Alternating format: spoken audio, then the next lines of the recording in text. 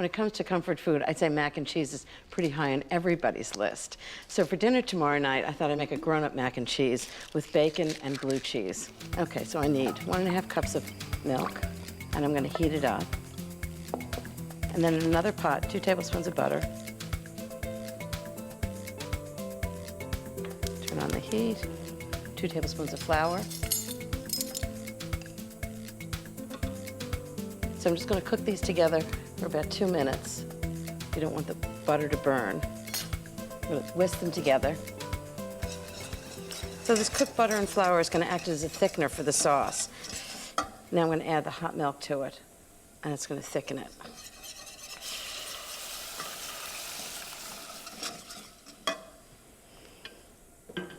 Okay, I'm just going to cook that over low heat until it just gets a little thicker. Okay, let's see how this is doing. Oh, the white sauce is just perfect now. It's thickened. It's not incredibly thick, but what it does is just coat the spoon.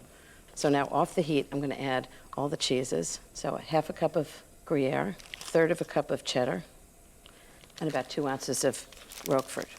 You can really use any kind of blue cheese, but Roquefort has a particularly wonderful flavor. And a little bit of nutmeg. It's a really classic spice that's used in gratins. You sort of won't know it's there, but it'll make everything else taste better. Give it a stir so the cheeses all melt in.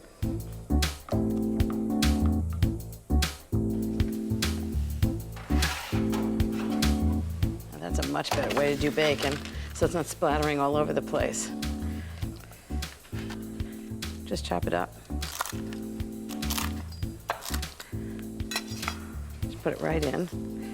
Okay, time to drain the pasta.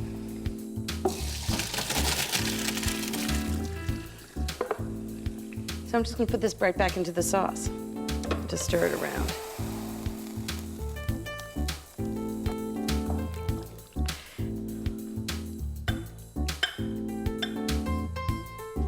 This is so easy to make in a large quantity, but since it's just Jeffrey and me, I'm just making it for 2. And the best thing is, I can make it today and bake it off tomorrow. And then I can spend tomorrow with Jeffrey instead of cooking. Okay, a little bit of a topping so it's sort of crunchy on the top.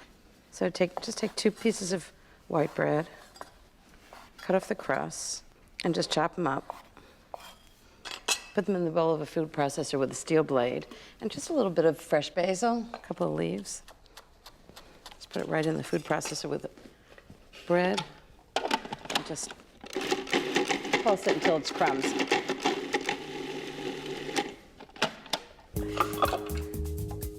Okay, and just right on top of the mac and cheese, so it's creamy on the bottom and crunchy on the top.